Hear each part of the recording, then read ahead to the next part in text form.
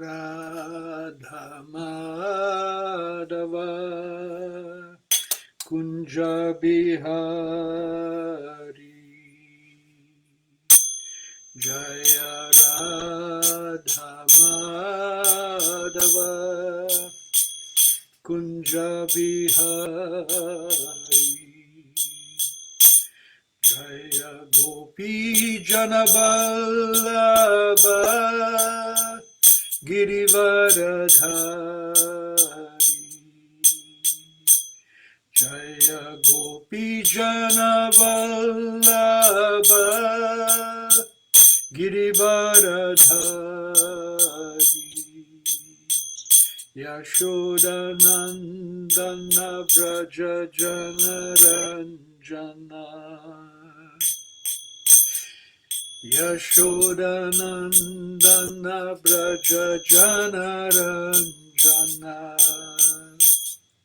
Jamuna Tira Vanachari Jamuna Tira Vanachari Jaya Radha Madhava Kunja Bihari Jaya Radha Madhava Kunja Bihari Jaya Gopi Janavallabha Girivaradhari Jaya Gopi Janavallabha Girivaradhari Yashodanandana Braja Janaranjana Yashodanandana Braja Janaranjana Jamuna Tira Vanachari Jamuna Tira Vanachari Jaya Radha Madhava Kunja Bihari Jaya Radha Madhava Kunja Bihari Jayam Vishnupada Paramahamsa Parivrajakacarya Stotara Sata Shri Srimad A.C. Bhaktivedanta Swami Srila Prabhupada Ki Jai Ananta Koti Vaishnava Vrinda Ki Jai Namacharya Haridas Thakur Ki Jai Prem Se Kaho Shri Krishna Chaitanya Prabhu Nityananda Shri Advaita Gadadhara Shri Vasari Gaura Bhakta Vrinda Ki Jai Shri Shri Radha Krishna Gopa Gopinath Shama Kunda Radha Kunda Giri Govardhan Ki Jai Shri Vrindavan Mathura Dham Ki Jai Navadip Mayapur Dham Ki Jai Jamuna Mai Ki Jai Ganga Mai Ki Jai Bhakti Devi Ki Jai Tulsi Devi Ki Jai Samaveta Bhakta Vrinda Ki Jai. All glories to the assembled devotees. All glories to the assembled devotees. All glories to the assembled devotees. Bhagavad Gita, chapter 2, verse 47. Karmani vadikaraste ma paleshu kadachana ma karma faleturbur ma te sangostu akarmani karmani vadikaraste ma paleshu kadachana ma karma falahetubhur ma te sangostu karmani Karmani vadikaraste ma paleshu kadakchana ma karma falaheturbur ma te sangustu akarmani. Karmani, prescribed duties. Adhikara, right. Te, of you. Ma, never. Phaleshu, in the fruits, kadachana, at any time, ma, never, karma phala, in the result of the work, hetu, cause, bu, become, ma, never, te, of you, sangha, attachment, astu, be there, akarmani, in not doing. Translation and purport by Srila Prabhupada. You have the right to perform your prescribed duty, but you are not entitled to the fruits of action. Never consider yourself to be the cause of the results of your activities, and never be attached to not doing your duty. Purport. There are three considerations here: prescribed duties, capricious work, and inaction. Prescribed duties refer to activities performed while one is in the mode of material nature. Capricious work means action without the sanction of authority, and inaction means not performing one prescribed duty. The Lord advised Arjuna not to be inactive, but that he perform his prescribed duty without being attached to the result. One who is attached to the result of his work is also the cause of action. Thus, he is the enjoyer or sufferer of the results of such action. As far as prescribed duties are concerned, they can be fitted into three subdivisions, namely routine work, emergency work, and desired activities. Routine work, in terms of the scriptural injunctions, is done without desire for results. As one has to do it, obligatory work is action in the mode of goodness. Work with the results become the cause of bondage. Therefore, such work is not auspicious. Everyone has his proprietary right in regard to prescribed duties, but should act without attachment to the result. Such disinterested obligatory duties doubtlessly lead one to the path of liberation.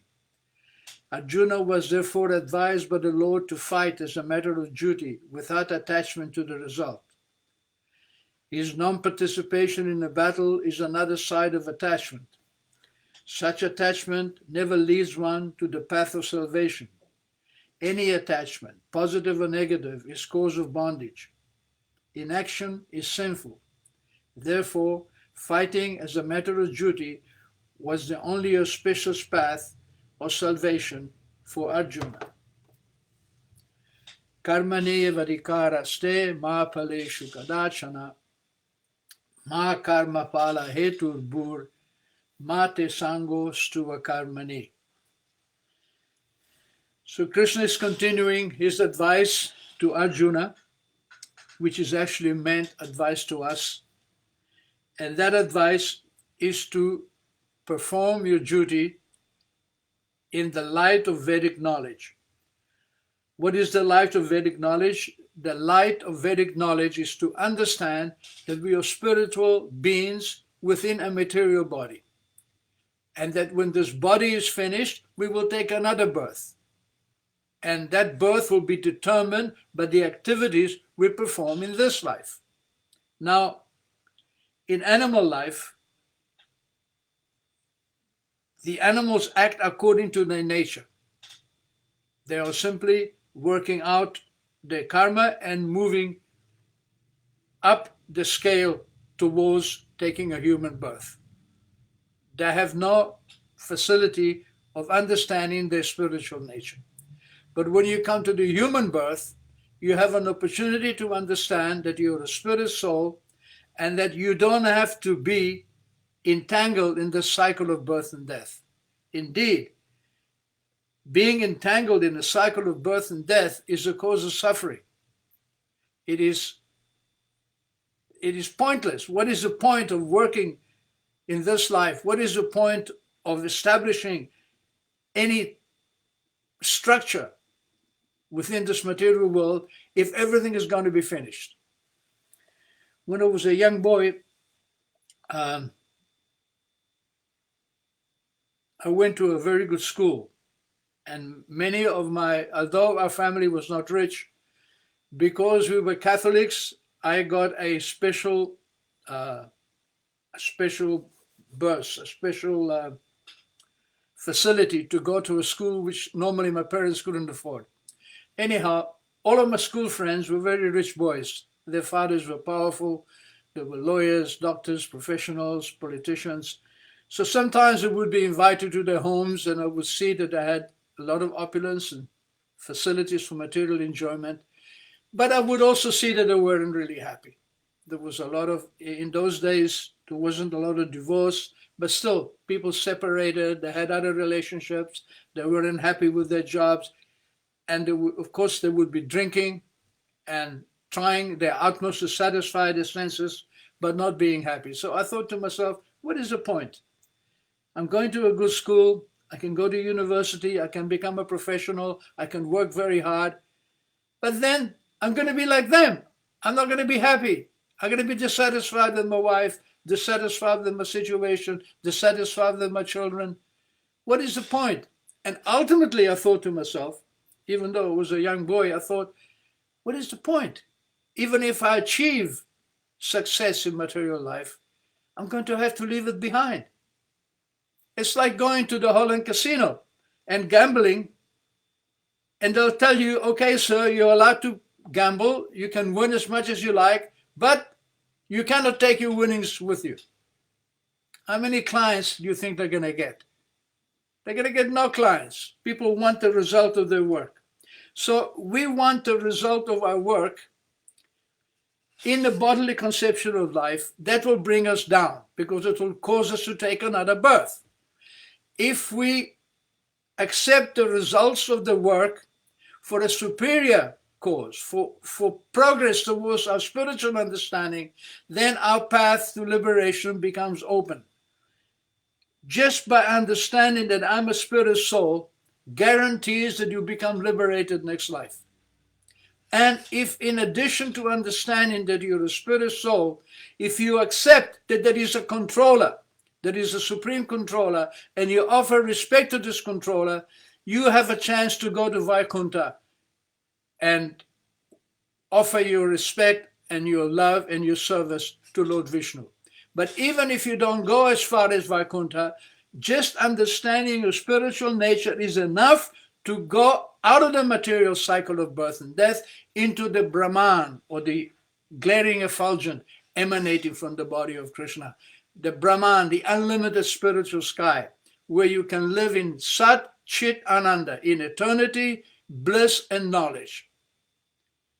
And then even if you don't progress from the Brahman to Vaikuntha, even if you go backwards, even if there is still some desire to control and you come back into the material platform, you don't fall down to animal life or to lower species life. You fall down to demigod life. You come down to the heavenly planets where everybody understands the nature of spirit and the nature of spiritual progress and the predominance of God. Therefore, later on in the Bhagavad Gita, Krishna explains to Arjuna, Ishvara Sarva Bhutanam.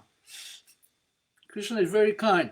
He said, even if you don't accept me as God, it is teaching us, at least accept Ishvara, there is a controller.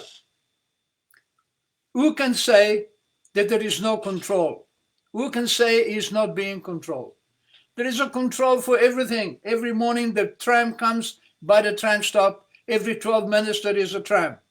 That indicates somebody is in charge. Somebody is scheduling the tram, somebody is scheduling the driver, the conductor, and every 12 minutes the tram comes. Immediately there is a disruption in the schedule. If there is no tram, or if the tram is late, then you can ask, who is in control? That's a logical question.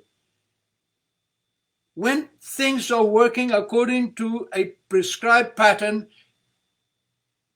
predicates a presence of a controller.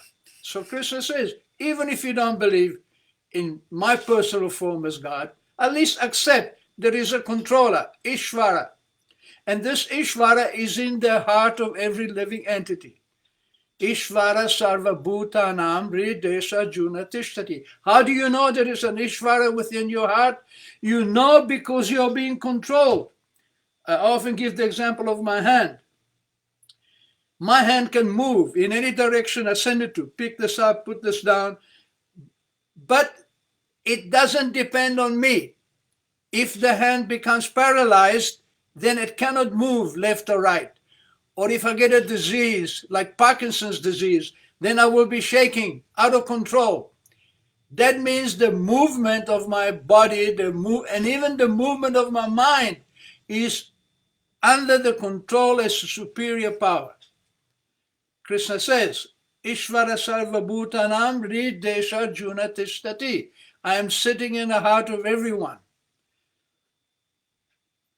Brahmayam sarva bhutani yantra rudani mayaya. And the living entity is there in the heart, Brahmani, and is moving here and there, yantra arudani mayaya, in a vehicle made of the material energy, this body. This body is just like if I work for a company or the government and they give me a company car or a government car, then I am able to use that car for the purpose of the government. It's not my car, it belongs to the government. I have to take care of it, I have to maintain it. I may be allowed to use it privately up to a certain point, but it has to be used according to the directions of the provider, of the boss, of the company, of the government. Similarly, this body, it is a yantra, it is like a motor car, it is a machine. But it is given to us by a superior power. So Krishna says, this superior power, you have to accept. How? Tam eva sharanam gacha sarva bhaveshu bharata. My dear Arjuna, accept this controller under all circumstances. And what is the benefit of accepting there is a controller? The benefit is that you become fixed, you have a platform. You have something genuine to believe in. Tameva sharanam gacha sarva bhavena bharata tat prasadat param shantim. By his mercy, this controller is obviously powerful. He's moving every living entity. The whole universe is being moved under him. So he is able to give you peace. You actually be able to understand there is a purpose in life. You're able to understand that you are not independent, that you can actually become free from the cycle of birth and death simply by accepting the presence of this controller. Krishna says, Jamma karma, in the 4th chapter, Jamma karma chame divyam evam yo veti tatvataha.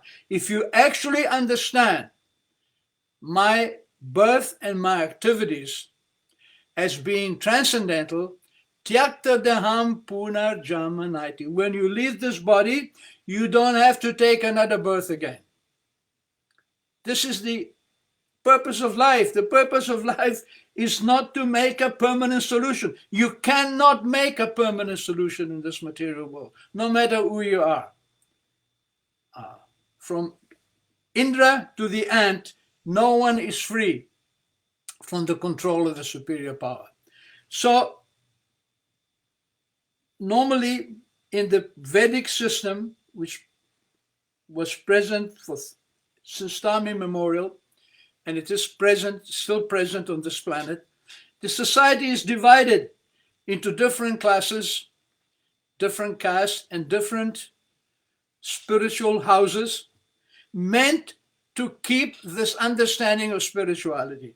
And obviously, the leaders of the society, they have to be very sure, they have to understand that the purpose of life is to become free from material birth and death. No one can be a leader unless he understands this point and he is able to teach his dependents the secret of birth and death. A leader who teaches his dependents to become happy materially and doesn't point out that material happiness is dependent on spiritual understanding, on spiritual knowledge, is not a fit leader. Therefore, the Vedas say you cannot become a mother, you cannot become a father, you should not become a guru, you should not become a teacher or a king unless you're able to liberate your dependence from the clutches of birth and death. So, obviously, there is three kinds of activities: karma, akarma, and vikarma. Vikarma means vikarma. V means against. So vikarma means those activities which cause a bad reaction. Fighting with people, being greedy, trying to steal other people's property, trying to control other people, acting in a selfish way, that always brings negative results. And karma means that you act understanding your spiritual nature, you treat others understanding their spiritual nature, and in that way, the reactions that are coming are good. Vikarma reactions are painful, and karma reactions are progressive. And then the third is called akarma. Akarma means that you don't work for any result, good or bad. Akarma means that you simply offer all your activities to the controller within your heart.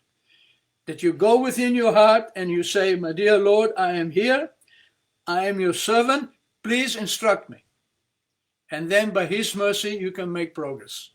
So, if we forget, and because we are living in a span of time called Kali Yuga, we are living in a time which is full of faults. Kaler dosha nide. It is like an ocean. Nide means ocean, and dosha means fault. The times in which we are living today are full of faults. There is so much information, there is so much knowledge, there is so much activity going on in the world, but it is all in the mode of darkness. People don't understand the simple thing that we are not this body. I was watching the news on television the other night of the war in Israel, the fight, the disagreements between the Palestinians and the Israelis. And one Israeli mother, she was crying. She was saying, my son was a soldier and he was captured and shot dead by the Palestinians in Gaza many years ago. And I want the body back. Let them give me back my son. She's thinking that even though the boy died 5 years before, that his remnants, his remains, his body, somehow that is him. And people are in so much illusion. Some time ago, I watched one documentary which was of a primitive tribe, I think somewhere in Borneo, forget where. But their policy is when one of the family members dies, they don't bury him or burn him. They actually let the body dry out like a mummy, and they dress him up and they keep him in a house. So much illusion. In Russia, they have a whole team of researchers going into the places where the Second World War battles took place, digging in the ground to find the bodies of the dead soldiers so they can return them to their families. All right, it's good to have memory and good memories of your ancestors, but what is the point of bringing back a dead body? The actual soul is gone. The body may be there. Oh, my father is gone, my brother is gone, but what has gone? The spirit soul is gone, and that knowledge is not there now. Even great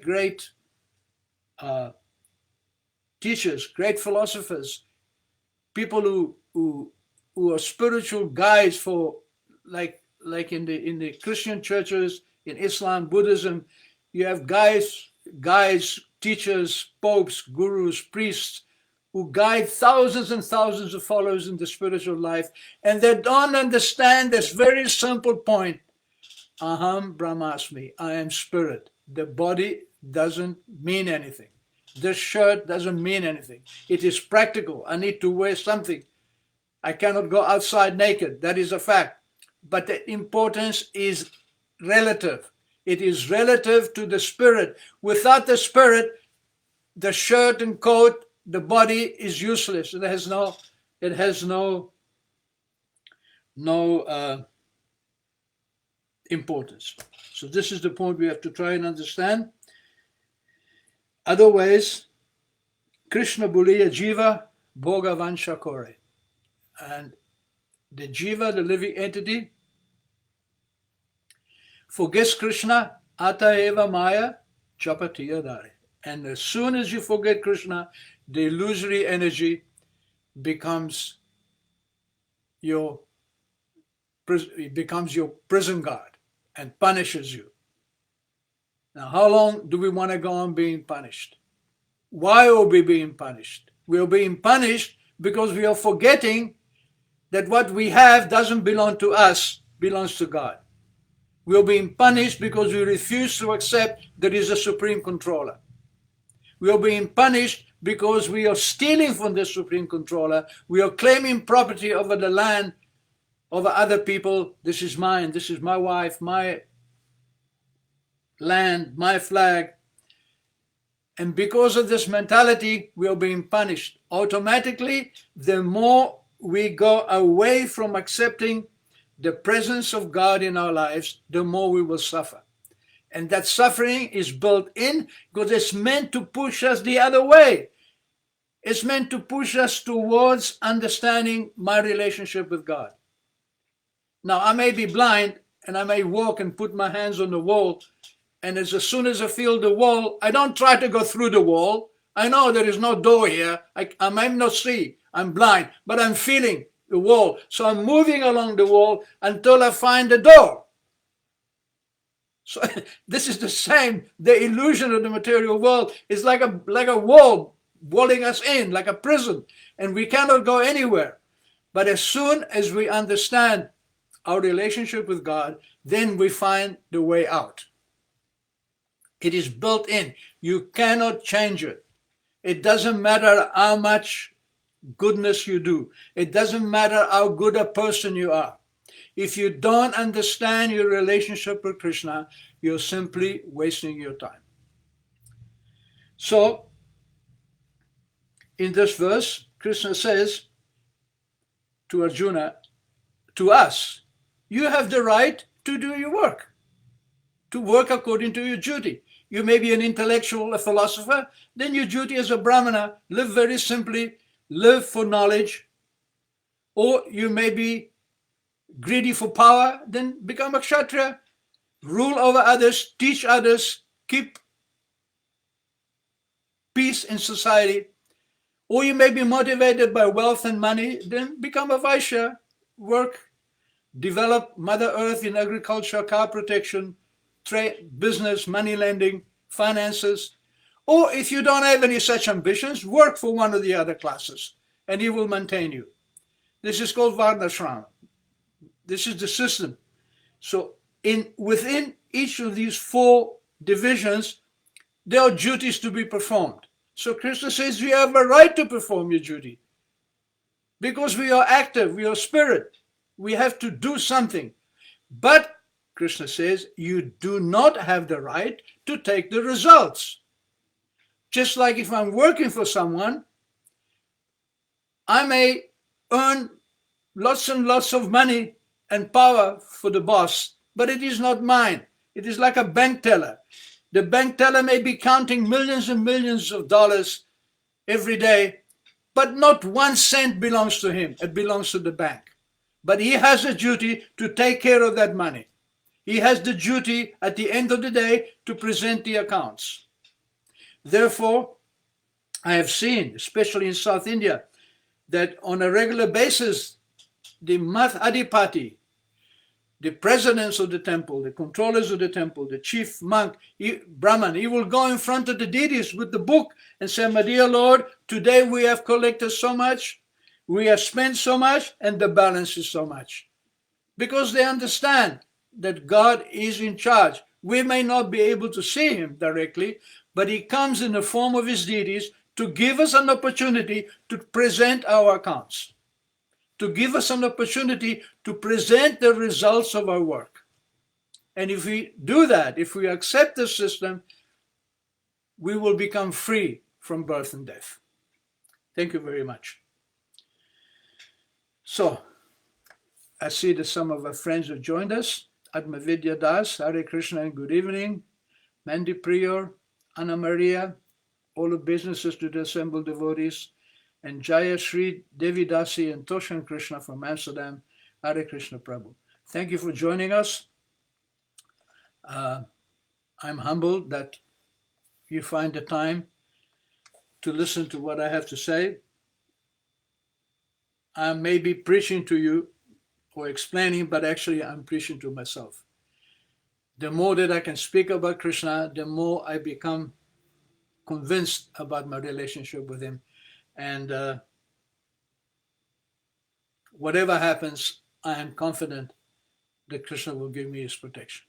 So it's the same with you. Somehow you have become connected to Krishna consciousness, but the grace of Srila Prabhupada, before his appearance in the West, there was no knowledge about Krishna. There was no knowledge about our relationship with him. But he came and he gave us an understanding, and simply by accepting Krishna, understanding that Krishna is the controller, we are guaranteed to become free from the cycle of birth and death. Now, what more do you want? Thank you very much. Hare Krishna. I'll see you next Wednesday.